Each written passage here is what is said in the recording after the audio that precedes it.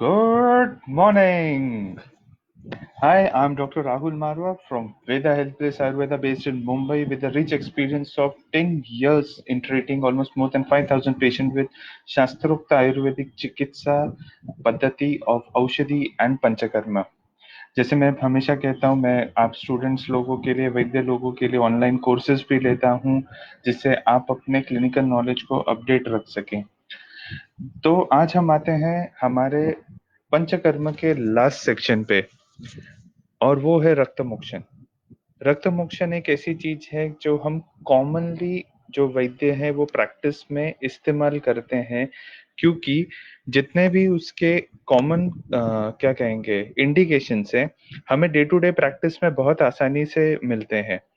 इसके लिए एक आयु पंचकर्म करने वाले वैद्य के लिए ये बहुत आसान हो जाता है कि इंडिकेशंस दिखे, चलो तुरंत अभी रक्त मोक्षण करें। इसके लिए आप अगर फेसबुक या कहीं भी सोशल मीडिया पे देखेंगे ना, तो मैक्सिमम आपको रक्त मोक्षण रिलेटेड ही पिक्चर्स मिलेंगे। या तो वो जलोकावचरण होगा, नहीं तो कुछ और। बट रक्त मोक्षण सिर्फ वो उतने पर ना छोड़िए। रक्त मोक्षण अपने आप में एक बहुत वास्ट सेक्शन है। अभी ये वास्ट क्यों है? क्योंकि चरकाचार्य ने सूत्र स्थान में ही बताया है, 24वें अध्याय में, मेरे ख्याल से विधि शोणिति अध्याय में, हाँ, उसमें उन्होंने कहा है कि अगर कोई व्याधि आप ट्रीट कर रहे हो और वो व्याधि आपकी रेगुलर ट्रीटमेंट को रिस्पॉन्ड ना करे, तो ऐसे टाइम पे रक्त की इन्वॉल्वमेंट है, ये समझिए, और उस हिसाब से आप तुरंत रक्त मोक्षण करिए। और ये रक्त मोक्षण जो है सीरावेद होना एक्सपेक्टेड है। उससे वो व्याधि की फट से ट्रीटमेंट एनहांस होती है या स्पीड अप होती है। तो ये जब शास्त्रों में ही ऐसा बड़ा निर्देश है, तो हम उसको क्यों लिमिट में रखते हैं? होता क्या है कि हमारे हिसाब से सॉरी, रक्त मोक्षण सिर्फ जलोका तक सीमित है, या फिर स्कैल्पेल लगाई और थोड़ा बहुत खून निकला। बट आज मैं आपको कुछ ऐसे कॉमन इंडिकेशंस, या जो क्या बोलते हैं, रक्त मोक्षण करने के लिए जो उन्होंने कंडीशंस कही गई हैं, बट हम मिस आउट कर देते हैं अपने प्रैक्टिस में। आई रिपीट, हम मिस आउट कर देते हैं। पेशेंट हमें सिम्टम बता रहा होता है, बट हम उसको शमन औषधि या कुछ और करने के चांस में वो रखते हैं। बट इस टाइम पे आप अगर थोड़ा ध्यान रखेंगे और ये रक्त दृष्टि के हेतु और चीजें इवेल्युएट करेंगे, तो आपको इमीडिएटली समझ में आएगा कि अरे यहाँ पे रक्त मोक्षण हो सकता था। मैं आज आपको ऐसे कुछ 14-15 कंडीशंस के बारे में बताऊंगा कि जहां आप रक्त मोक्षण कर सकते हो और आपके ध्यान में नहीं आएगा। ओके, तो सबसे पहली कंडीशन है मुखपाक। स्टोमेटाइटिस में आप रक्त मोक्षण करिए, बहुत अच्छा रिजल्ट मिलता है। आइडियली ईएनटी इश्यूज के लिए यहाँ से रक्त मोक्षण करना है, बट वो टेक्निकली हर एक को पॉसिबल नहीं है। तो एटलीस्ट आप एक 50 ml जितना रक्त मोक्षण हाथ से करें। ये कब करना है? जब रिकरेंट स्टोमेटाइटिस है, बार बार मुखपाक आ रहा है, बार बार वो पेशेंट जो है कुछ भी हो गया कि बस पेट साफ नहीं हुआ तो मुखपाक, एसिडिटी हो गई तो मुखपाक, ऐसे कुछ भी कंप्लेंट्स या कांस्टेंट चीजें लेके आता रहे, ऐसे टाइम पे आपने रक्त मोक्षण करना है। आइडियली हम लोग जीवा मूल में या जीभ की नीचे की तरफ विद्ध कर्म करते, उससे भी इसमें फर्क पड़ता है। वो भी एक टाइप का यही है, रक्त मोक्षण ही है। बट ऐसा है कि दैट इज, मतलब बहुत डेलिकेट काम है, इसके लिए वो आप जब तक सीखे ना तब तक ना करें। फिर अगला आता है नेत्राभिषंध या कंजंक्टिवाइटिस। हम यूजुअली कंजंक्टिवाइटिस के पेशेंट के लिए क्या करें यही सोचते रहते हैं। तो कंजंक्टिवाइटिस के पेशेंट में पहला, अगर बहुत नया नया है, अभी 1-2 दिन ही हुए हैं, तो आप त्रिफला क्वाथ से धावन करिए, दवाइयाँ लीजिए, तो उससे वो काम हो सकता है। अगर तभी भी नहीं हो रहा है और आरक्तता यानी रेडनेस बढ़ रही है, कंडू बढ़ रहा है, खुजली बढ़ रही है, स्त्राव आ रहा है चिपचिपा सा, ऐसे टाइम पे जो ये आईलिड का इनर ये है, यहाँ पे आप जलोका लगा सकते हो। नेत्र रोग वाले जो लोग हैं जिन्होंने एमडी नेत्र रोग वगैरह में किया, वो ये जानते होंगे कि कैसे लगाना है और क्या। बहुत आसान है, डर लगता है सिर्फ, बट है आसान। और एक चीज ध्यान रखिएगा, कभी भी छोटी जलोका मत लीजिएगा, बड़ी वाली जलोका लेनी है। उसके बाद में तीसरा आता है विदरदी। विदरदी या जो ऐसे एब्सेसेस हम जैसे बोलते हैं, आप उसको हमेशा आईएनडी करने के पीछे भागते हैं, उससे अच्छा आप वहां पे जलोका लगाइए, नेचुरल आईएनडी में बोलूंगा। और वो होने के कारण वहां का सारा पस तराव वगैरह भी निकल जाएगा, and at the same time अच्छी हीलिंग होगी। जलों का पहले जब तक वो विदरदी कच्चे पे भी लगा सकते हो, और मध्य या मतलब तीनों जो अवस्था है इसकी विदरदी के पाक होने की, तो वो तीनों अवस्था में लगा सकते हो। बट जो पक्व में लगती है वो इतनी इफेक्टिव नहीं है जितनी पच्यमान या अपक्व में लग के उसका इफेक्ट होता है। कोशिश यही है, शल्य तंत्र में अगर आप पढ़ोगे तो ऐसे ही बोला गया है कि किसी भी हाल में उसका पाक होने नहीं देना है। और ये जो पाक जो है, ये पाक आपका कैसे नाम है, उष्णता के कारण होता है, और वैसे टाइम पे आपने रक्त मोक्षण किया तो वो पाक रुक के वो विदरदी बैठनी शुरू हो जाती है। कई लोगों को पेरिनियल एब्सेस या फिर बटक्स के ऊपर एब्सेस, या वो क्या बोलते हैं, केस तोड़ा बोलते हैं, बाल खींचने के कारण जो एब्सेस, फॉलिकुलर एब्सेस जैसी आती है, ये सब कंडीशंस में भी आप लगाइए, जलों का लगाइए या रक्त मोक्षण करिए। इवन अगर क्या बोलते हैं, स्किन पे इन्फ्लेमेशन हो, उसको एक नाम है एलोपैथी में, डर्मेटाइटिस वगैरह जैसी कंडीशन हो, वहां पे भी आप रक्त मोक्षण करिए। अगला आता है फंगल इन्फेक्शन। फंगल इन्फेक्शन एक ऐसी चीज है कि जो बॉम्बे जैसे क्लाइमेट में मैक्सिमम लोग परेशान हैं, और वो फंगल इन्फेक्शन जाती ही नहीं है। मैंने जैसे पीछे भी बोला था कि आजकल बॉम्बे जैसी जगहों में एलोपैथी में आइट्रोकेनोजोल 400 जो वंस अ वीक लेने वाली है, वो ट्वाइस अ डे दे रहे हैं, तो भी लोगों का फंगल इन्फेक्शन जाता नहीं है। उसके दो कारण हैं, सबसे पहला यहाँ का हॉट एंड ह्यूमिड क्लाइमेट, और सेकंड यहाँ की डाइट में जो नमकीन या फरसान का ज्यादा प्रयोग, बिस्किट्स वगैरह का प्रयोग, लवण एज अ होल अति प्रमाण में हो जाता है। तो इन चीजों के अंदर आप इस्तेमाल करिए। ददरू के इसमें यूजुअली इट इज बेटर आप जलोका लगाइए। अगर वो काफी जगहों पे है, मतलब सीधे इंग्वाइनल तक है तो ठीक है, बट अगर वो काफी फेस पे है, हाथों पे है, कई ऐसी जगहों पे है, तो ऐसे टाइम पे आपने रक्त मोक्षण सीरावेद से करना है, और उससे पहले स्नेहन सुवेदन कर कर ही वो करवाना है, 3 दिन का स्नेहपान, और फिर चौथे दिन आपने रक्त मोक्षण करना है। उसके बाद में श्वित्र। श्वित्र के अंदर हम लोग ज्यादातर कैसे नाम है, हम लोग ज्यादातर जो है ये इस्तेमाल करते हैं लेप का, जमाल गोटे के लेप का एंड ऑल। बट अगर आप वहां पे लोकलाइज रक्त मोक्षण करते हो, मतलब मैंने देखा हुआ है कि विद्ध करने से भी, वो नीडल से भी या प्रच्छन करने से भी काफी अच्छा इफेक्ट होता है। 6 महीने के अंदर ऑलमोस्ट वो क्लियर हो जाते हैं। अगेन श्वित्र एक ऐसा व्याधि है कि जिसके अंदर आपको दो चीजों का ध्यान रखना है। पहला सबसे इम्पोर्टेंट जो है वो ये है कि आपको कृमि के बारे में इतिहास पूरा देखना है, क्योंकि ये जो कृमि होते हैं इनके कारण भी ये इश्यूज आते हैं। श्वित्र जैसे, श्वित्र वो नहीं होता है, वहां कृमि का अनुबंध होता है। इसके लिए अगर आपका डायग्नोसिस श्वित्र की तरफ जा रहा है तो पहले आप कृमि नाश का या कृमि की चिकित्सा एक 15 दिन करके देखिए। अगर उसमें से आराम नहीं पड़ता है, तब आप एक्चुअल श्वित्र के ऊपर शिफ्ट हो सकते हैं। और दूसरा, श्वित्र इतना आसान नहीं है ट्रीट होना अगर वो एक्चुअल श्वित्र है। अगर वो जल्दी ट्रीट हो रहा है तो वहां पे कृमि का होना या कृमि का अनुबंध ये पॉसिबिलिटी है।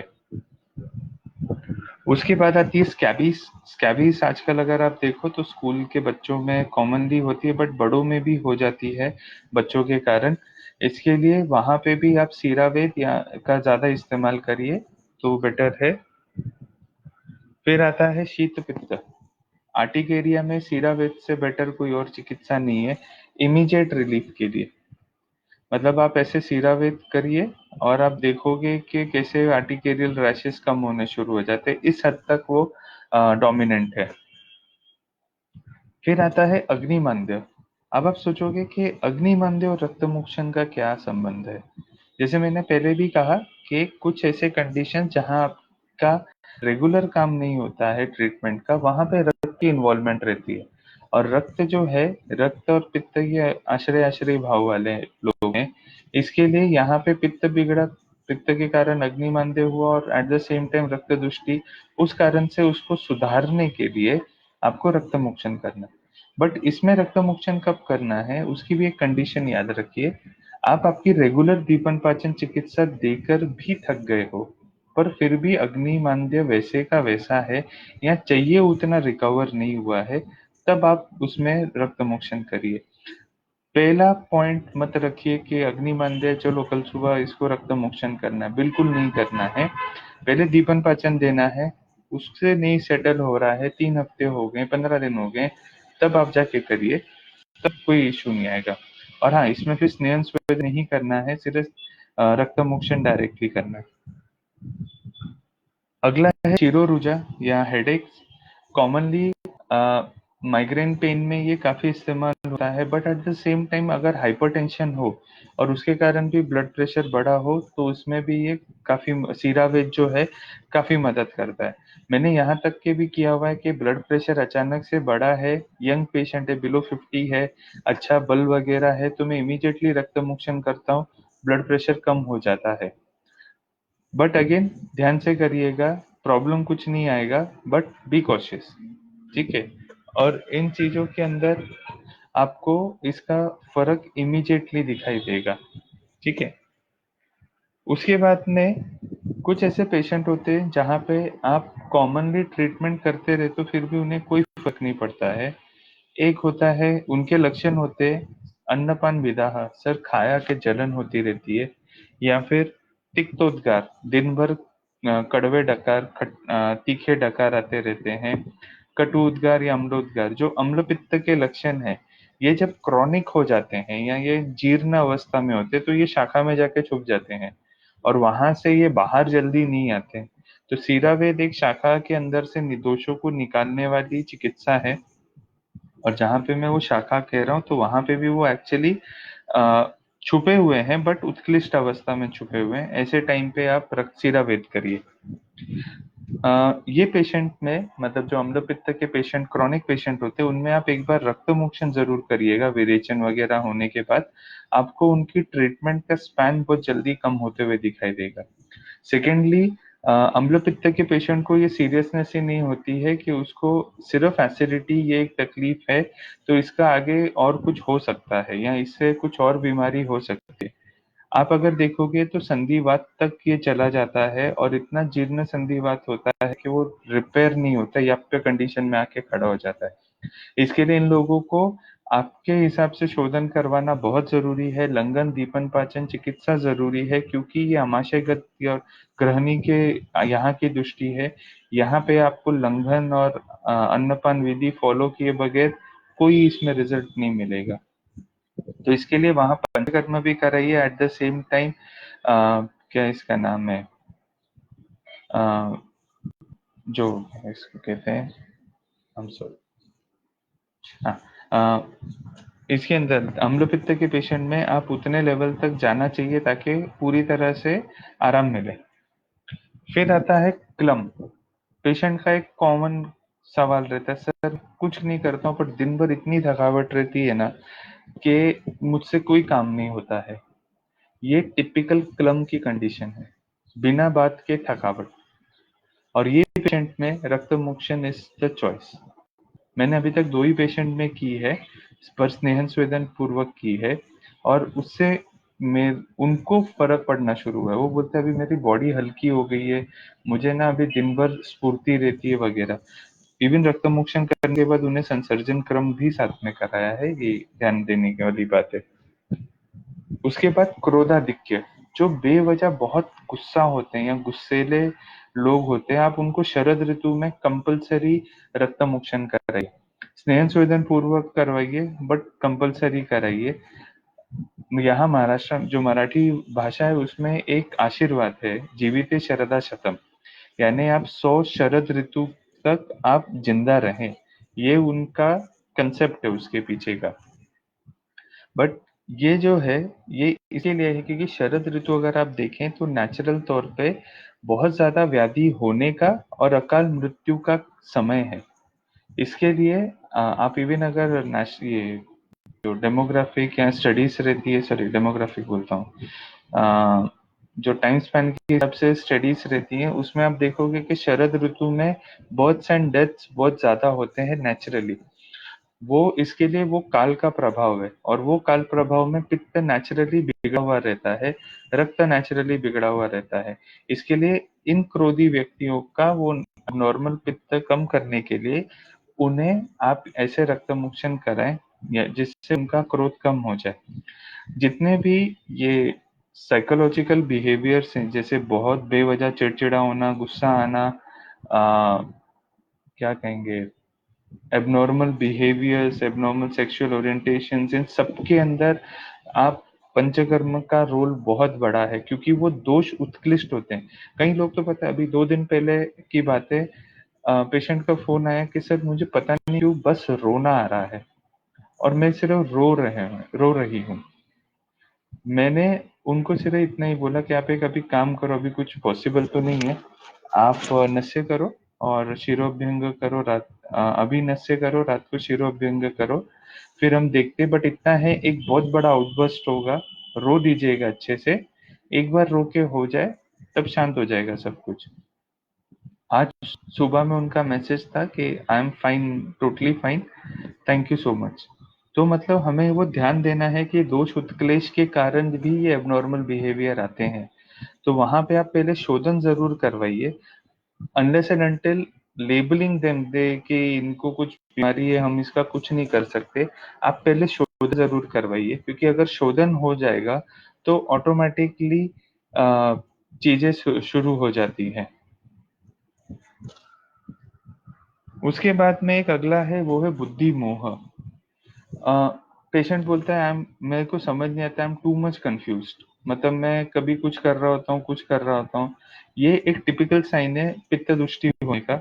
और पित्त दृष्टि होने के अंदर इसमें कफ का, सॉरी, वात का थोड़ा अनुबंध ज्यादा रहता है, और ये वात के अनुबंध से ये तकलीफें होती है। इसके लिए जहाँ बुद्धि मोह हो, उसे कुछ नहीं समझ रहा है, आप उसको समझा रहे हो, आप उसको कोशिश कर रहे हो सब चीजें देने की, स्पून फीड करने की, तभी भी वो पेशेंट है आपकी बात नहीं समझ पा रहा है या वो कंफ्यूज ही रह रहा है। ऐसे टाइम पे आप स्नेहन स्नेहन स्वेदन पूर्वक रक्त मोक्षण करिए। एक बार नहीं, रादर 1 डेढ़ महीने बाद आपको दोबारा करना पड़ेगा, बट पेशेंट कवर हो जाता है, उसको वो चीजें सुधर जाती हैं। बट अगेन ऐसा है कि उसका वो कंफ्यूजन का कई बार रीजन होता है टू मच स्ट्रेस। जहां मैं स्ट्रेस बोलूंगा तो ये स्ट्रेस काम का प्रेशर नहीं है, वो मल्टीपल थिंग्स एक टाइम पे करने की कोशिश कर रहा है। जस्ट इवेल्युएट करिए कि वैसी कंडीशन तो नहीं है कि वो एक ही बार में सब कुछ करने कर जा रहा है और उस कारण से कुछ भी नहीं कर पा रहा है। तो वो कंडीशन अगर नहीं है, देन डेफिनेटली गो फॉर रक्त मोक्षण, आसानी से आराम मिलेगा। अगला है स्वेदाधिक्य। स्वेदाधिक्य या शरीर से बदबू आना। हम सभी जानते हैं कि पित्त के कारण दुर्गंधे आती है, या फिर पित्त के कारण ही श्वेत का ये गमन होता है। तो जब कुछ लोगों को बहुत ज्यादा पसीना आता है, मतलब जैसे गर्मी है ना, खड़े हैं तो वो बोलते हैं मेरे पूरे कपड़े भीग गए हैं, ये पित्त का लक्षण है, पित्त बढ़ने का लक्षण है। एबनॉर्मल स्वेटिंग होना। आप मानिए, मैं मेरा खुद का एग्जांपल दूंगा। मैं सेकेंड ईयर में था जब मैंने पहली बार वमन किया, मुझे बहुत पसीना आता था, badly, I used to profuse badly, और एक ओडर भी था उसमें, सल्फर ओडर जिसे कहते हैं। तो हम लोगों के टीचर ने बोला कि सभी को कंपलसरी वमन करना है, जिनको भी इच्छा है। तो मैं गया, मेरे को उन्होंने देखा, इवेल्युएट किया, मैं हेल्दी होने के कारण उन्होंने मुझे तिल तेल का स्नेहपान बोला। वो स्नेहपान करने के बाद में जब वमन हुआ, सब दोष निकले। उसके बाद मेरा स्वेद आने का प्रमाण कम हो गया। कम हुआ, बट दुर्गंध ये कांस्टेंट फीचर रहा। उसके बाद ये हर साल मैं वमन करता गया और ये सब गया, दुर्गंध काफी हद तक कम हो गई, बट स्वेद का प्रमाण मुझे चाहिए उतना कम नहीं हुआ। और वो कम तब हुआ जब मैं पावस्कर सर के यहाँ पे जाके सीख रहा था, सर से बात हुई तो सर ने बताया कि ज्यादा पानी पीते हो इसके कारण भी स्वेद अधिक के होता है, पित्त जो है वो द्रवीभूत हो जाता है और उस कारण से स्वेद के फॉर्म में वो बाहर निकलता है। आप वाटर इनटेक कम करो, प्रॉब्लम सॉल्व हो जाएगा। और तब से लेके आज तक, यानी 2009 की बात है, आज 11 साल हो गए हैं, मुझे इतनी गर्मी में भी अब मैं फैन पे सिर्फ काम कर सकता हूँ, मुझे एसी की जरूरत नहीं पड़ती है। वो दोषों का उत्क्लेश जो शरीर में होता है वो बहुत संभालना जरूरी है। और मेरा ऐसे है कि मैं हर साल एक बार वो पंचकर्म करता ही करता हूँ, या तो क्या बोलते हैं वसंत ऋतु में, नहीं शरद ऋतु में, बट जहाँ पे भी मेरे जो टीचर हैं या सीनियर है जिनके अंडर मैं करता हूँ, वो जब बोलेंगे मैं तभी करता हूँ। तो ये एक पंचकर्मा का बेनिफिट है। वो पीटी जोशी नाना हमेशा बोलते हैं कि आप 5 साल तक डे हर साल एक पंचकर्मा तो भी करो अपने ऊपर, आप अगले 15 साल के लिए diabetes, blood pressure, renal disorder से सेफ हो जाते हो। तो ऐसा वैद्य हम 8 दिन 10 दिन अपने लिए निकाल सकते हैं। कहीं घूमने मत जाइए, कोई प्रॉब्लम नहीं है, घर बैठिए और पूरा पंचकर्मा अपने ऊपर करवा लीजिए। कहने से पंचकर्मा कोई भी एक या मैक्सिमम 2 कर्म डिपेंडिंग, बट किसी के अंडर करवाइए, खुद से मत करिए, क्योंकि हम बहुत अच्छे पेशेंट है खुद के। तो इसके लिए बिल्कुल ये प्रॉब्लम खुद से मत करिएगा, ठीक है? किसी के अच्छे के अंडर जाके करवाइए और फर्क देखिए, आपको समझेगा कैसे होगा, कैसे खुद में आपको फर्क दिखाई देगा। इसके लिए अगर आपके पास पेशेंट आता है कि बैड ओडर है, पसीना बहुत आ रहा है, आप रक्त मोक्षण के लिए जरूर प्रेफर करिए। उसमें मे बी आपको ज्यादा स्नेहन स्वेदन करने की जरूरत ना पड़े, सिर्फ दोष उत्कृष्ट करा के करना है। मैं वो बताऊंगा आगे कैसे करते हैं। और लास्ट इज अति निद्रा।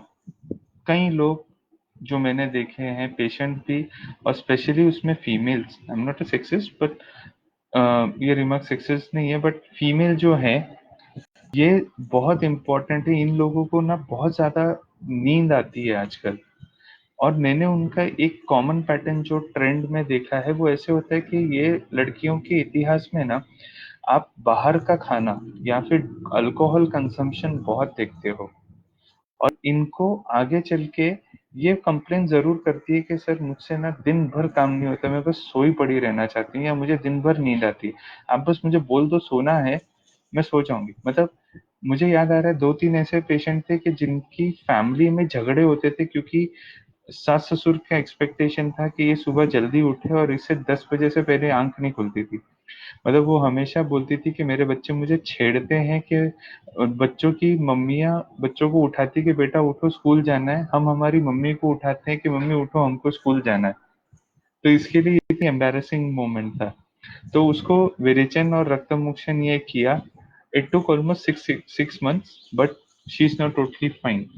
बट ये उधर से मेरे को पहली बार क्लिक हुआ, and then slow and steadily ने इसको हर इसमें देखते, एंड फिर वहां पे मैं रक्त मोक्षण करते गया। अभी तक तो 7 या 8 पेशेंट हुए होंगे इसके, बट डेफिनेटली उसने काम किया है।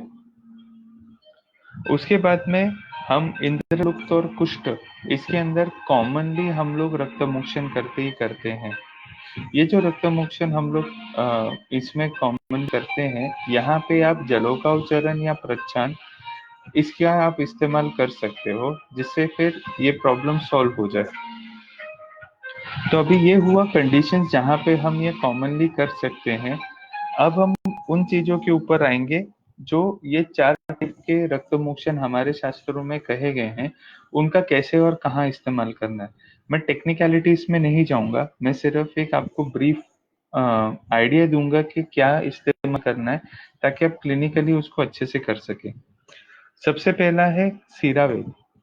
तो सीरावेद जो है अगर आप देखोगे तो इसके अंदर हम जनरली बट स्काल्पेल यूज करते हैं, 20 नंबर, 21 नंबर। और स्काल्पेल में होता क्या, आप बहुत ज्यादा रक्त मोक्षण नहीं कर पाते हो, आप हार्डली 50 ml करते हो कि ब्लॉक होना शुरू हो जाती है कई बार। तो ऐसे टाइम पे मैं इसके लिए हमेशा सजेस्ट करता हूँ कि क्या इसका नाम है, आप हमेशा बोर नीडल या जो 18 नंबर की बोर नीडल है उसका इस्तेमाल करें। अगर आप चाहें तो जो हमारा 10 या 20 cc का सिरिंज है उसके आगे नीडल, ये बोर नीडल लगा के आप सीरावेद करें और वहां से रक्त मोक्षण करें। अगर कुछ अवेलेबिलिटी ना हो तो, नहीं तो मैं आईवी ब्लड ट्रांसफ्यूजन सेट जो है उसका यूज करता हूँ। उसके अंदर मुझे बड़ी पाइप भी मिल जाती है, तो मैं उससे ये सिरावेद करता हूँ।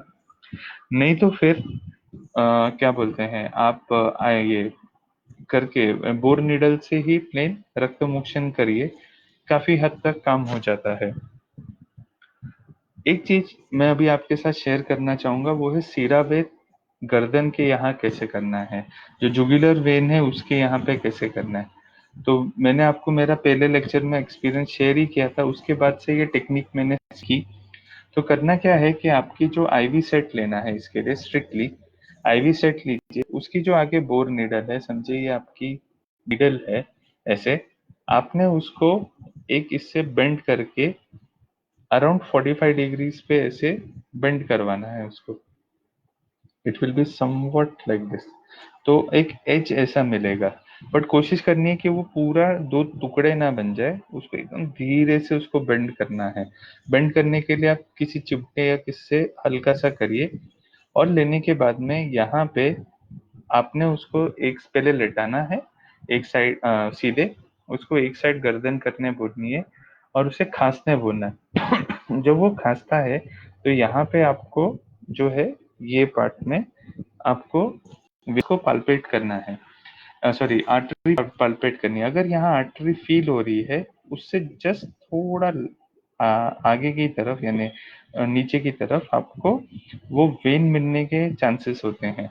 तो वहां पे आप पहले उसे खास के करवाइए, चेक करिए, क्योंकि हमें आर्टरी पंचर नहीं करनी है।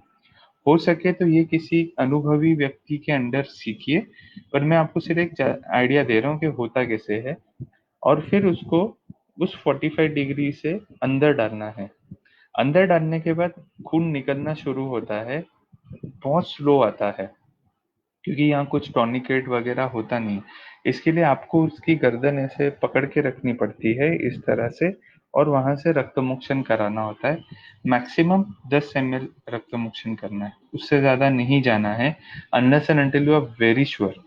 ठीक है, 10 ml से मैक्सिमम 20, बट उसके ऊपर कभी नहीं। ठीक है, बट 5 to 10 ml की रेंज रखिए, भले दूसरी बार करना पड़े कोई प्रॉब्लम नहीं, पर कॉम्प्लिकेशंस मत करिएगा। ठीक है, तो ये सीरावेद जो है ऐसे टाइप का, ये कॉम्प्लिकेटेड ईएनटी डिसऑर्डर्स, यानी नेत्र के इसमें अगर आप देखोगे तो sorry ophthalmic and ENT orders, जो डायबिटिक रेटिनोपैथी है, डायबिटिक क्या बोलते हैं उसके कारण पिगमेंटोसा वगैरह हो जाता है आंखों में, ये सब प्रॉब्लम्स में आपको बहुत अच्छा फर्क मिलता है।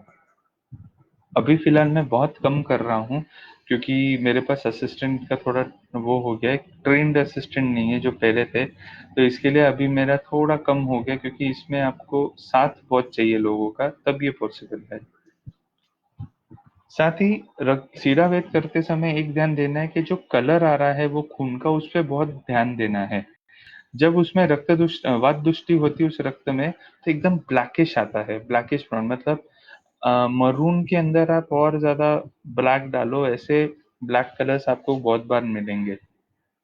धीरे धीरे धीरे धीरे वो कलर जो है वो सुधरता जाता है, एंड देन फाइनली आप एक लेवल पे ऐसे आते हो कि ये टाई रेड जितना निकलता है। आप लिटरली वो जो किडनी ट्रे है, आप उसमें वो कलर्स देख सकते हो। आप इवन वो पाइप के अंदर ये डिफरेंट कलर्स देख सकते हो, तो ये देखिए जरूर। कई लोगों में तो इवन पर्पलिश कलर, जो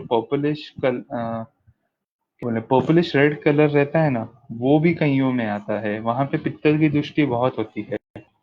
कई लोगों का ऐसे होता है कि सीरावेद करते करते वो बोलते हैं बहुत जलन हो रही है, अंगारे निकल रहे हैं हाथों में से या पैरों में से। ऐसे टाइम पे रक्त मोक्षण चालू रखिए, बट हाँ, रक्त मोक्षण होने के बाद में उसको कुछ शीत ऐसा मौक्तिक पृष्टि या फिर प्रवाह पृष्टि या फिर मौक्तिक कामदूधा ऐसे कुछ दें, क्योंकि ये लोग जो है उस वक्त में तकलीफ में, उनका पित्त दृष्टि होने के कारण उष्ण गुण के वो ये कंप्लेन करते हैं। उसके बाद अगला आता है प्रच्छन्न कर्म। अब प्रच्छन्न जो है यूजुअली या तो आप अलाबू या जो कपिंग थेरेपी आजकल करते हैं उसके पूर्व कर्म के रूप में भी आप करते, और कई जगहों पे सिर्फ आपको प्रच्छन्न करके वहां से ब्लीडिंग करवाना होता है। कॉमनली श्वित्र में या फिर जहाँ पे बहुत ज़्यादा ब्लड या कुछ कोएगुल कंजेशन होके लोकलाइज कंजेशन होके बैठा है, वहाँ पे आप ये प्रच्छन्न कर सकते हैं। प्रच्छन्न के लिए आपने स्कालपेल लेनी है, उसको 11-12 नंबर की आपने ब्लेड लगाना है और उससे हल्के से सुपरफिशियल कट्स लेने हैं, डीप कटिंग नहीं जाना है। वो मुन्ना भाई में जैसे बोलते हैं ना, hold it like a pen, एकदम धीरे से उसको प्रच्छन्न करना है। अगर आपको उतना कॉन्फिडेंस नहीं है, कोई प्रॉब्लम नहीं है, आप लैंसेट जो रहती है उससे हल्के से आप कर सकते हो तो भी चलेगा। पहले उससे करो, फिर धीरे धीरे आप इसके ऊपर आइए। प्रच्छन्न की एक और टेक्निक जो है, जो मैं पर्सनली यूज नहीं करता हूँ क्योंकि उसमें बहुत मेसी हो जाता है, वो है कि लोग डीवीटी जैसी कंडीशंस में या फिर हेडेक्स और ये एपिलेप्सी जैसी कंडीशन में वो लोग यहाँ पे एक समझो सिर है, मैं अभी एग्जांपल के लिए दे रहा हूँ, सिर पे इधर एक टॉर्निकेट बांधते हैं, उसके कारण यहाँ की वेन ऐसे या आर्टरीज ऐसे दिखती हैं। उसके बाद जो हुक शेप ब्लेड होता है उससे वो लोग एक यहाँ पे ऐसे टिच मारते हैं और वो इधर जाके लगता है और फिर यहाँ से ऐसे फुहारे जैसा खून निकलता है। सिमिलरली पैर में अगर वो कर रहे हैं तो जो मोस्ट एंगोर गॉर्ज्ड ये है वेन है, उसको ऐसे मारते हैं और वहां से फिर खून निकलता है डीवीटी में। इससे फर्क बहुत ज्यादा पड़ता है। बट अगेन, आपकी अगर क्लिनिक है, छोटी क्लिनिक है, वहां पे सॉल्व सब होने वाला है और आप हाइजीन नहीं मेंटेन कर सकते, इसके लिए मैं पर्सनली नहीं करता हूँ।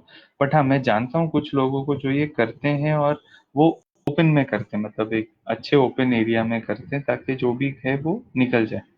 इसके लिए वो भी एक मेथड है प्रच्छन्न की, याद रखिएगा, या चीरावेद की आई वुड से, तो ध्यान रखिएगा। ओके, अभी तीसरा आता है तो वो है जलोका। जलोका हमारे यहाँ पे कॉमनली यूज होती है। आप मानोगे नहीं, बॉम्बे में केईएम हॉस्पिटल में जो छोटी जलोकाएं रहती हैं उन पे काफी सालों से रिसर्च चल रहा है कि as an open heart surgery करके जो क्लॉट्स रहते हैं आर्टरीज के उधर, वहां पे वो लगा के उधर से वो क्लॉट्स निकालने के लिए उनका ये काफी रिसर्च चल रहा है, काफी साल से चल रहा है। आउटकम मुझे भी नहीं पता, हाँ ये चल रहा है। तो ऐसे टाइम पे जो है आपको, सर, ऐसे टाइम पे ये जलोका का यूज कहाँ तक है, आप सिर्फ अगर गूगल करोगे लीच थेरेपी तो आपको फॉरेन में दिखाई देगा कि बहुत सेलिब्रिटीज तक इसका इस्तेमाल करते हैं। फेस के प्रॉब्लम्स में भी ये अच्छा काम करती है। ओनली थिंग इज कि ये वहां पे मार्क छोड़ती है, इसके लिए थोड़ा इशू रहता है फॉर 15-20 डेज, बट अदरवाइज ये वंडरफुल काम करती है। सिमिलरली जो जलोका है उसको संभालना एक अपने आप में कला है, उसको लगाना अपने आप में एक कला है। जलोका, अगर इंसान का खून गर्म है या उसने बहुत तीखा खाया है या फिर अभी अभी बाहर हीट बहुत है, जलोका बिल्कुल नहीं लगती। आप 1.5-2 घंटे लगा के बैठो, मैं कर चुका हूँ कॉलेज के डेज में, नहीं लगती है। और इवन स्पेसिफिकली अगर आपने लहसुन खाया हो ना कच्चा, या लहसुन की कुछ चटनी जैसे खाई हो, तो भूल ही जाओ। इसके लिए पेशेंट को मैं बिफोर कॉलिंग देम उसको एक डूज एंड डोंट्स में मैं लिख के दे देता हूँ, ये चीजें नहीं खा के आना है जलोका उच्चारण से पहले, क्योंकि जलोका लगती नहीं है। और वही ऑन द कॉन्ट्ररी, अगर पित्त दृष्टि बहुत ज्यादा है, रक्त दृष्टि बहुत ज्यादा है, आप बस ऐसे पकड़ो वो खट से लग जाती है, इतनी वो फास्ट है। अब सवाल ये आता है कि वो जहां लगती है वो वहां पे लगने देना चाहिए या उसे जहां हम चाहते हैं वहां लगने देना चाहिए।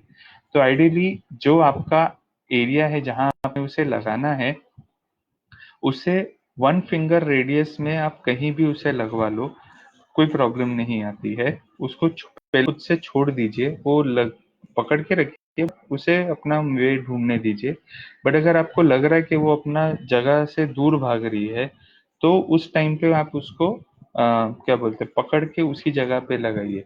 ये करने के लिए आप इवन जो एक सिरिंज रहती है हमारी 5 ml या 10 ml, उसका पिस्टन निकालिए, जो नीडल का पार्ट है उसको कट करिए और पिस्टन के पार्ट से इसे अंदर भेजिए कि ये, और वो जो नीचे नीडल का पार्ट है वो आप उस एरिया पे लगा के रखिए, तो ये उसी एरिया में मुंह पकड़े क्या बोलते हैं जलों का पकड़ी जाएगी। अब कई बार ऐसे होता है कि इतना सब करने के बावजूद भी जलोका रुकती है, बट अपना हुक नहीं मारती है। तो ऐसे टाइम पे आप थोड़ा सा दूध डाल सकते हैं, तो भी वो हुक पकड़ लेती है। नहीं होती है तो आप तुरंत उधर एक प्रिक लीजिए और वो ब्लीडिंग से उसको करिए। एक चीज और कहना चाहूंगा कि जलों का इस्तेमाल करने से पहले अगर आपको लगता है कि उसको एक्टिवेट करना है या उसे थोड़ा फ्रेशन अप करना है, तो उसको एक हल्दी के पानी में छोड़ दीजिए 2 मिनट और फिर इस्तेमाल करिए। बट मेरा ऐसा अनुभव है कि वो करने के बाद में 50% ऑफ द लीचेस जल्दी लगती नहीं है, या उनके इधर अगर वो थोड़ा भी ये हरिद्रा रह गई, हल्दी का वो रह गया, तो वो लगती नहीं है। इसके लिए बेटर है कि आप उसे डायरेक्ट लगाएं। लगाने के बाद ऊपर मॉइस्चर के लिए कॉटन गॉज को गर्म पानी में पानी में डुबाकर वहां पे रखना ज्यादा जरूरी है। बार बार पानी डालते रहे ताकि वो खींचती रहे उसको। अभी रिसेंटली अभी रिसेंट का एक केस मैं आपके साथ शेयर करना चाहूंगा। पेशेंट थे एज्ड अराउंड 60 62 एज के। एंड ऐसे था कि ट्रैवलिंग बहुत था, 40 45 kilometre, sorry 145 kilometre one way उनका ट्रैवलिंग था। और वो डेली ऐसा 30 साल से कर रहे थे। और उनकी शुगर बहुत हाई थी and slow and steadily diabetic retinopathy होना शुरू हो गया, इस हद तक कि उनको एक आंख से थोड़ा दिखता है, दूसरी आंख से सब कुछ सिर्फ ऐसे आउटलाइन में ब्लैक ब्लैक भरा हुआ दिखाई देता है। उनको चिकित्सा सब शुरू की और साथ में उनको रक्त मोक्षण रखा। यहाँ पे अपांग जो पॉइंट है यहाँ का, वहां पे उन्हें रक्त जलोका उच्चारण करवाया। पहले 3 जलोकाएं लगाई। उसके बाद उन्हें एवरी 4th डे आने के लिए बोला। 4th डे में एक या मैक्सिमम 2 जलोका, ऐसे मैंने 3 या 4 सिटिंग्स की। उसके बाद उनको वंस इन अ मंथ बुलाया। अभी 4 महीने हो गए हैं उन्हें। जो उनकी राइट आई थी उसमें से अभी 80% क्लियर दिखता है। लेफ्ट आई में से 40%, जो पहले ऑलमोस्ट 20 30% थी, उतना उनको चेंज आ गया है। बट सबसे बड़ा जो उनको चेंज आया है कि पहले एक आंख से उनको ब्लैक स्पॉट्स भरे हुए दिखाई देते थे आउटलाइन के साथ, अभी वो क्लियर दिखना शुरू हो गया है। और अभी क्योंकि लॉकडाउन है, नहीं तो उनके 2 सिटिंग्स अभी और हो गए होते, बट वो दवाई वगैरह अपनी बराबर से चालू रखी हुई उन्होंने।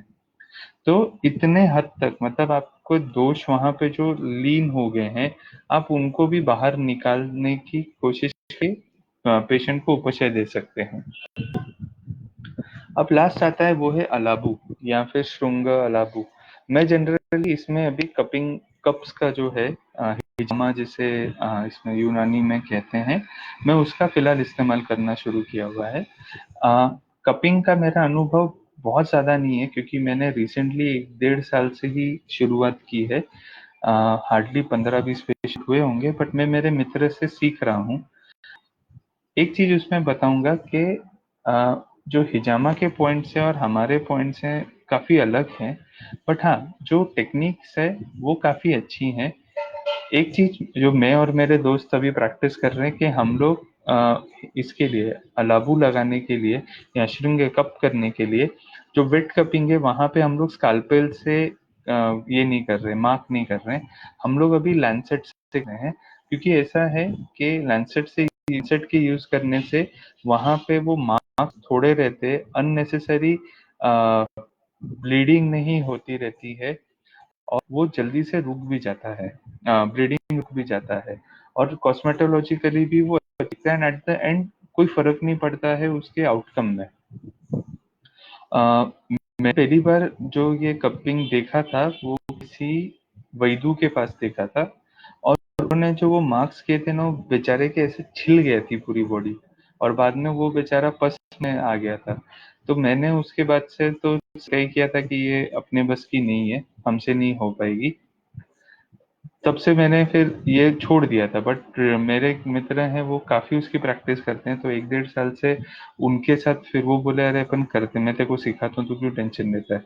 फिर हम लोग ये धीरे धीरे उनके साथ ऐसे ही ऑनलाइन, वो जब उनके पेशेंट होते हैं मैं ऑनलाइन उनके साथ देखता रहता हूँ, अच्छा ऐसे करते हैं ये करते हैं वगैरह, एंड वैसे सीखते सीखते अब मैं मेरे पेशेंट्स पे यूज करता हूँ। तो इसके अंदर जो है ये तो एक हो ही गया, बट उसके साथ साथ कपिंग में ड्राई कपिंग और आइस फायर कपिंग भी एक है। ये जो है इसमें कि फायर कपिंग का यूज मेरे मित्र ने मुझे सिखाया कि नाभि सरक जाती है, या हम लोग बोलते हैं कि मेरी ना नाभि हिल गई है जगह से, और उसके अंदर आप इस्तेमाल करिए। तो ये फायर कपिंग का उसमें काफी अच्छा यूज होता है। ये फायर कपिंग जो है, आ, मैंने अभी तक एक ही पेशेंट में की, इसके लिए बोल नहीं पाऊंगा, बट काफी अच्छा वैक्यूम क्रिएट करके लगाइए। इवन आप उसको साइटिका पेन या फिर बैक एक्स में भी आप इस्तेमाल कर सकते हैं। जरूरी नहीं है वो इतना बड़ा ग्लास का आपके पास वो बॉटल जैसा हो, नहीं हो तो सादा ग्लास जो हमारे पास कांच के छोटे ग्लासेस होते हैं घर पे चाय पीने के लिए, जो ग्लासेस होते हैं, आप उनके अंदर भी ये कर सकते हैं। ठीक है, तो इस तरह से ये रफ आइडिया था, rough idea towards the practical approach of each and every panchakarma जो हमने अभी कवर किया। मैं अभी आप लोगों को क्वेश्चन दूंगा, अगर कुछ और है जरूर बताइएगा। फैटी लीवर पैराडर्मल चिंग्स, इसका क्या मतलब है? नहीं भाई, मैं आपके जितना ही होशियार हूँ इसमें, बट हाँ फैटी लीवर के अंदर जो है, अगर फैटी लीवर जो है ना आजकल दो रीजन से होता है, रादर सिरोसिस की तरफ जाने में आजकल थोड़ा ट्रेंड आया हुआ है। एक होता है अल्कोहलिक लीवर डिजीजेस या लीवर सिरोसिस, और एक होता है NASH, non alcoholic liver diseases. ये जो आजकल नॉन अल्कोहलिक लोगों में भी फैटी लीवर हो गया, इसका एक मेजर कारण है कि हम लोग बाहर बहुत खाते हैं, या बाहर का खाना बहुत खाते हैं, होटल्स एंड ये सब जगह का, और वो हमें तकलीफ दे रहा है। इसके लिए इन लोगों में अगर आप हर शरद ऋतु में आप ये रक्त मोक्षण कराते जाएंगे, तो आपको उसमें काफी फर्क महसूस होगा। इवन उनका ग्रेडेशन स्लो हो जाता है। बट अगेन उनको बोलना है कि बाहर जितना कम हो सके उतना करिए, जिससे ये प्रॉब्लम सॉल्व रहे। रजत का सवाल है, जलोका इन खालितेस how how useful and give best suggestion in खालितेस जलोका। रजत जी, जलोका का इस्तेमाल होता है, बट अगेन आपको पूरा मुंडन करवाना पड़ता है। आप ऐसे बालों के साथ जलोका लगेगी ये भूल जाइए। आपके बालों का पसीना, तेल का स्मेल या किसी भी चीज की स्मेल से जलोका लगती नहीं है। जलोका इज अ गुड ऑप्शन अगर वो पेशेंट मुंडन का करवाइए, और फिर आप उसको क्या इसका नाम है कर ये कराइए। बट होता क्या है कि खालित्य के पेशेंट के अंदर ऑलरेडी बाल गए होते हैं, वो पेशेंट है और टेंशन आ जाता है। यहाँ पे मेरा ज्यादातर यूज विद्य का रहा है, विद्य चिकित्सा, उसमें काफी अच्छा फर्क मिलता है। रिपीटेड सिटिंग्स करने पड़ते हैं, बट फर्क पड़ता है खालित्य में भी। शोभित का सवाल है, what is the concept behind रक्तम मोक्षण इन अग्नि मंदिर? If he is not responding to Deepan and Pata, that means Samta is there. Is it okay to perform Shodhan and Samta? Shobhit, mostly ना ये शाखा में दोष छुपे होते हैं ऐसे टाइम पे, और उत्कृष्ट होते हैं पर शाखा में है। ऐसा जो अग्निमांद्य होता है, कैसे पित्त और ये रक्त की जो कॉम्बिनेशन है ना, इसको थोड़ा डिटेल समझ के इसके ऊपर आप सोच सकते हो।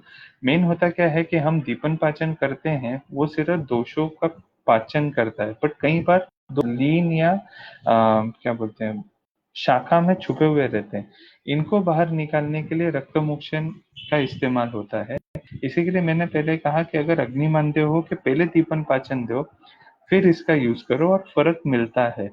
मैं अभी तुम्हें एकदम टेक्निकली उसे समझाना मेरे लिए थोड़ा मुश्किल है, क्योंकि जैसे तुमने कहा वो सामता और इसका, हाँ जब दो साम रहे तब शायद नहीं कर पाओगे, बट हाँ निराम अवस्था आ रही हो या पश्चिमान में हो, बीच में हो दोनों के, तो जरूर आपको फर्क मिलेगा।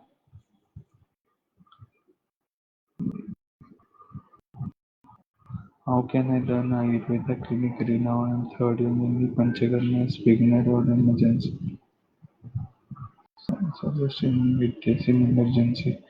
अभिषेक जी, आप जहाँ पे भी हो, आप वहाँ के कोई अच्छे वैद्य के पास पहले जाना शुरू करिए। एकदम ही मैं सुपरमैन जैसी कुछ टेक्निक नहीं बोलूंगा करने। Start from your basics. हम लोग बोलते हैं हमेशा, ये बेसिक में राड़ा नहीं होना चाहिए। या base needs to be very clear. फिर आप पंचकर्म करो, इमरजेंसी मेडिसिन करो। इन सब का बेस दोष धातु मल है। आप किसी अच्छे आयुर्वेद चिकित्सक के पास जाओ, खुद से अच्छी आयुर्वेदिक किताबें पढ़ो। एक यहाँ महाराष्ट्र में गोवा फड़के की शारीरिक क्रिया विज्ञानियम एकदम सिंपल संस्कृत भाषा में है। सिंपल संस्कृत भाषा क्योंकि मेरे जैसा इंसान जो संस्कृत नहीं पढ़ सकता वो आसानी से पढ़ सकता है। तो उन्होंने हर चीज का कि ये अगर बात का चल गुण है तो चल गुण कैसे एक्शन करता है बॉडी में, इतना डिटेल में उन्होंने समझाया है। तो आप ये दोष धातु मल को अच्छे से समझो। फिर और अब किसी वैद्य के पास जाके पेशेंट देखते रहो।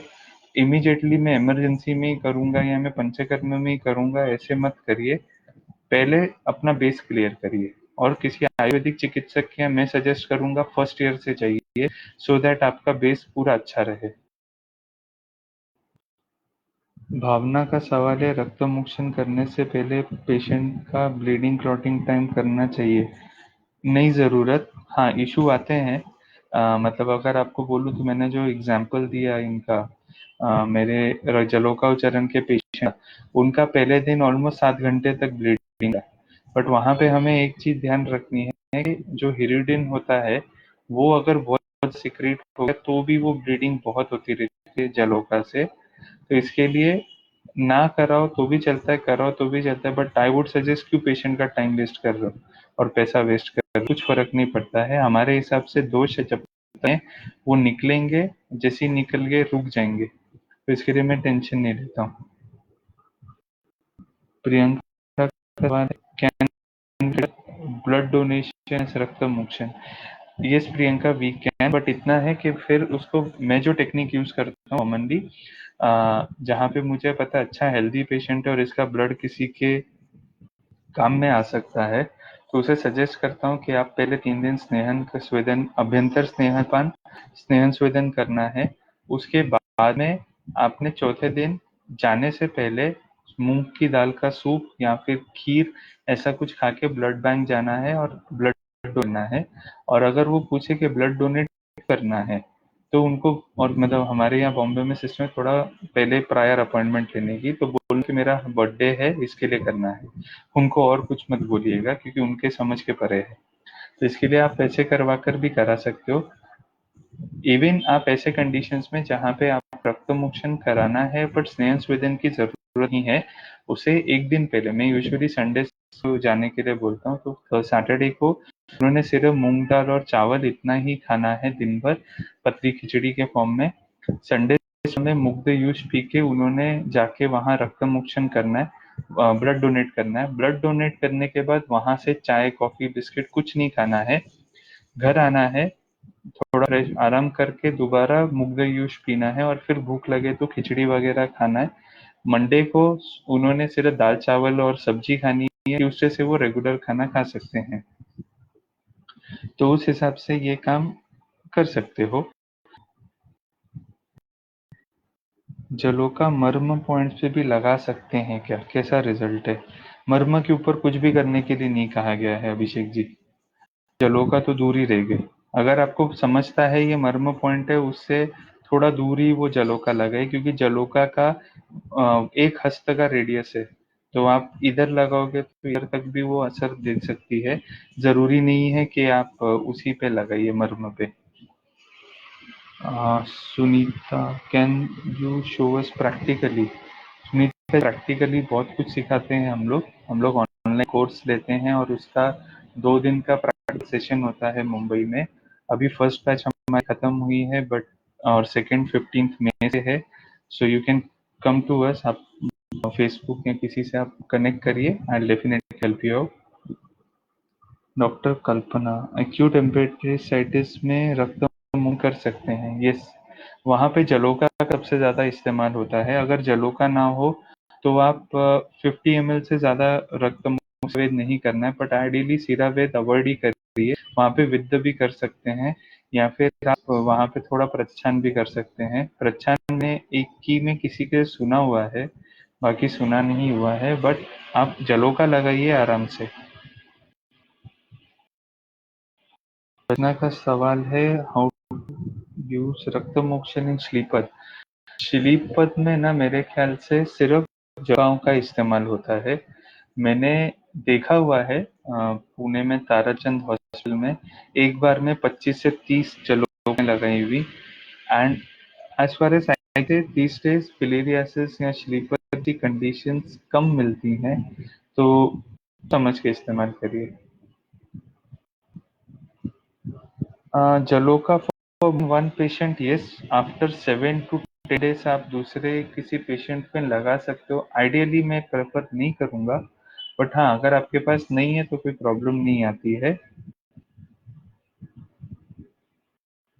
और थे क्योंकि ये क्वेश्चन हम लोगों ने 2001 में जब वो हम गए थे तो वहाँ पे यगो जोशी सर को पूछा था। तो सर को बोलना था कि जलोका के अंदर जो भी प्रोसेस है वो विद 3 days अपने आप को पूरा चेंज अंदर से कर लेती है, तो आपका जो पिया हुआ खून है वो फेंक देती है। और शायद उनके हिसाब से ये अभी ये भी हो गया है, प्रूव भी हो चुका था कि जलका से HIV ट्रांसफर नहीं होता। मैंने नहीं है उसको, बट शायद हो चुका है। अरुण जी, बुक का नाम है शारीर क्रिया विज्ञानियम, गो आ फड़के। संस्कृत की बुक है, बहुत अच्छी है, जरूर पढ़िएगा। उनकी द्रव्य गुण की भी किताब है, गोवा फड़के की द्रव्य गुण विज्ञानियम, संस्कृत में बहुत बेसिक करने वाली किताब है। अर्चना सिंह, रक्त मोक्षण के बाद वात प्रकोप होता है क्योंकि धातु क्षय हो रहा है, सो पश्चात कर्म में क्या स्पेसिफिक आहार का एडवाइस करना है? संसर्जन क्रम। और वहां पे अगर देखोगे तो मोस्टली आपको युष का सेवन ही बोला गया है, बाद में नहीं बोला है, पहले करने बोला है। इसके लिए पहले देना है, फिर रक्त मोक्षण करना है, उसके 1 घंटे बाद ही कुछ खाना है। सर, आइस प्रॉब्लम में जलवा किस पोर्शन पे यूज करना है? रेटाइनोपैथी और ये सब है तो आपका ये अपांग प्रदेश, जो ये आइस के दोनों ये इकट्ठे पॉइंट आते हैं ना, इससे जस्ट थोड़ा मर्म से, ये मर्म पॉइंट है, इसके जस्ट पीछे यहाँ पे लगाओ। सिर्फ कंजंक्टिवाइटिस में आप इसमें लगा सकते हैं, आंखों के। How to be sure of jugular vein? Lakshmi ji, ये एक्सपर्ट के साथ ही सीखिए, डिफिकल्ट चीज है इसके लिए। मीनू जी, वेबसाइट शेयर करें, ओके। आप मुझे चलो अभी हम खत्म ही हो गए, सो बिफोर आई एंड मैं इतना ही कहना चाहूंगा, थैंक यू सो मच। आपका बहुत अच्छा मिला ये 7 दिन। आई होप मैंने आपको आयुर्वेद के पंचकर्म के बारे में काफी हेल्प की होगी। जो भी कुछ मैं आपसे कहा, ये और वो जिस हद तक कहा, सही गलत में जो है, जो जो उसमें से सही है, वो सब गुरु कृपा, मेरे टीचर्स की कृपा और धन्वंतरी है। अगर कुछ गलत होगा तो वो मेरी पर्सनल त्रुटि है। मैं भी आपकी तरह एक स्टूडेंट हूँ, सीख रहा हूँ। ये मेरा पहला लाइव ऐसे कुछ सेशंस थे। So thank you so much for attending and being a good audience. And जाते जाते मैं कहना, हम 15 से हमारा सेकेंड पंचकर्म का सेशन शुरू कर रहे हैं via zoom. It's a paid sessions. वहाँ पे हम आपको क्लिनिकल पंचकर्म 4 महीने स्पैन में सिखाएंगे, और आपको सारे 2 दिन का प्रैक्टिकल भी होगा। डिटेल्स के लिए आप मुझे मेरे व्हाट्सएप पे सॉरी, इस पे फेसबुक पे आप वैद्य, VAIDYA वैद्य, RAHWL राहुल, MARWAH मारवाहा, इस आप मुझे सर्च करिए। I will be there on Facebook, वहाँ पे आप सारी डिटेल्स भी पहुँचा दी जाएंगी। Thank you so much. And a good news before I go, मैं वापस एक सीरीज लेके आ रहा हूँ जहाँ पे मैं आयुर्वेदीय शरीर का चिकित्सा प्रयोग सिखाऊंगा। डे एंड टाइम आपको बहुत जल्द ही यहाँ निरोग स्ट्रीट के थ्रू आप बता दी जाएगी। सो तब तक के लिए थैंक यू सो मच।